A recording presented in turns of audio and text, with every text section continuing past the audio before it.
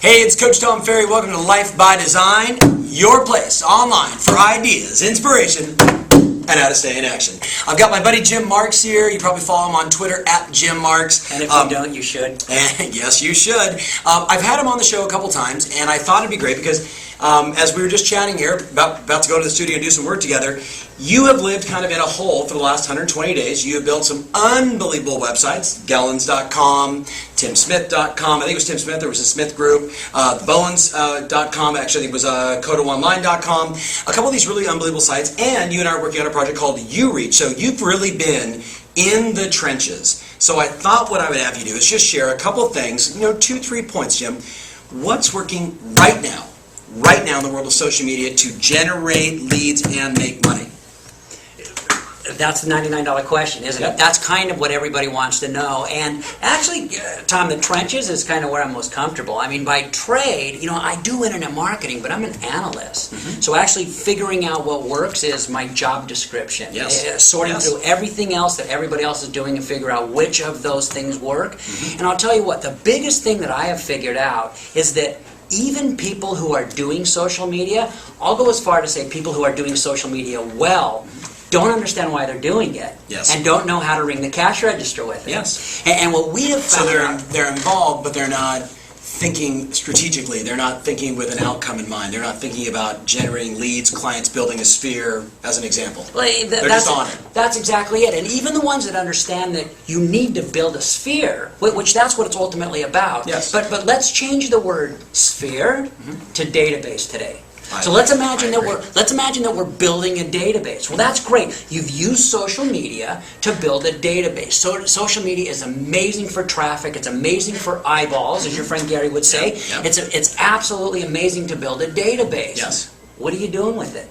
Okay. So what are you doing with the database? So look, the things that are working within social media are the things that we talk about. They're absolutely Facebook pages, killer Facebook pages, and creating conversations. Fan pages, not personal pages. Exactly. Okay. Fan pages. Let's call them business pages from now on because we no longer fan, we like. And like pages just doesn't work for me. So we'll call them business pages. And blogging, of course, absolutely works because blogging is one of the things that you can cycle that database through to create conversions. Blogs turn traffic into leads. It's one of the things they do. So writing, photo, or video, any one of the blogging methodologies we've all talked about for years, but then putting them on your Facebook fan page, your business page, that ultimately leads them down back to your website, which only leads them to... Absolutely. The whole problem with social media, and the reason why we created UReach Media, is because there's a missing link in between traffic and conversion. And you have to have a way, something to drive people back to in order to convert them. And that's your blog, which is typically encapsulated in a website that's got conversion tools on it. But the things that are working are Facebook pages are working, blogging is absolutely working, and Twitter even still works in order to drive people into the traffic. But the thing that you've got to think about in social media is we've built a database now. What are we going to do with it?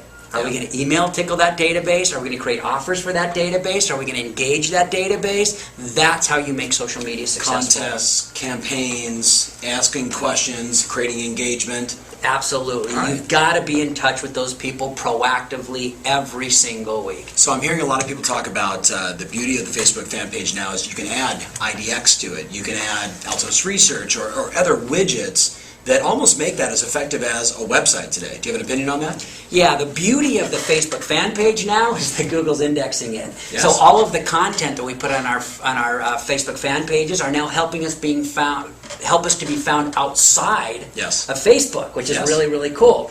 But yeah, you can add Roost as an amazing widget that you can put on there. You can, we're actually doing some stuff where this is a little geeky, but we are we're taking our RSS feeds and streaming them onto our Facebook fan pages so that you actually get your listings updated every single day on a place on your fan page where it's not in your face, but there's a tab up there. So if you want to see it, you can.